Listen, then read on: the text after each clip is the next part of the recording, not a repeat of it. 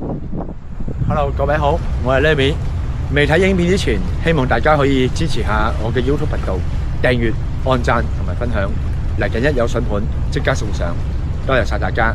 咁跟住我哋再睇一個咧，342尺，以呢個22樓 B2 為藍本嘅一個兩房單位。咁啊入到去咧，其實門口啦，咁啊都係指紋鎖一般嘅配備啦。呢啲咧都係比較新穎屋苑咧新樓咧會有嘅啲隔層啊，呢啲膠邊啦。咁另外入到嚟咧，其實都會有一個收納嘅位置啦，可以擺到鞋櫃啦。咁另外咧上邊咧都有啲收納位嘅。咁跟住咧左右房飛機積冇咗走廊位，咁啊好見使嘅。咁睇洗咗洗手間先，洗手間咧以一個叫做套房形式嘅設計，有2道門嘅，主人房亦都可以去到洗手間。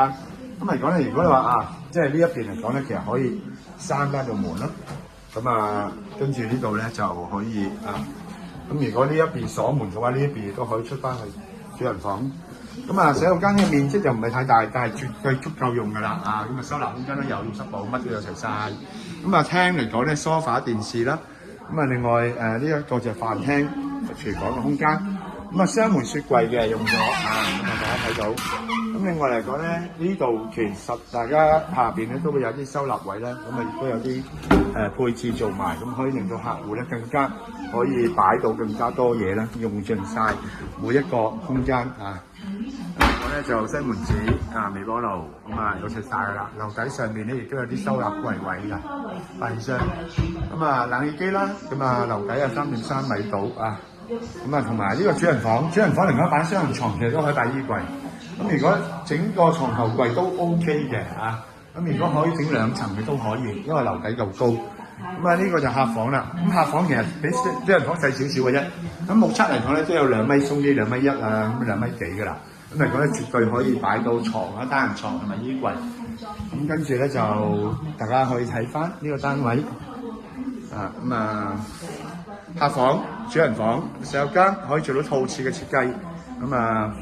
呢個係飯廳。另外行翻出去咧，都係要重點講一樣嘢，就會呼吸的牆。呢個係發展商比較新穎啲嘅，出邊比較少有而家。拉咗上去咧係唔需要用電嘅，呢個系統一拉咗上去就會有山風咧由出邊咧吹入嚟嘅。如果出邊打風落雨，亦都唔需要擔心。閂晒露台門，唔想開冷氣嘅話，咁只要開咗嗰個裝置，呢度咧有風咧可以吹入去。另外3合1露台啦。工作平台、露台再加冷氣機平台，絕對見使，因為可以晾衫啦，或者擺張凳喺度就得。冷氣機如果維修嘅話，又唔需要搭棚，嚟講就比較方便啲好多謝晒大家去參觀。如果有興趣嘅對呢度，可以聯絡翻我哋志高物業智級代理為大家去介紹翻多謝晒。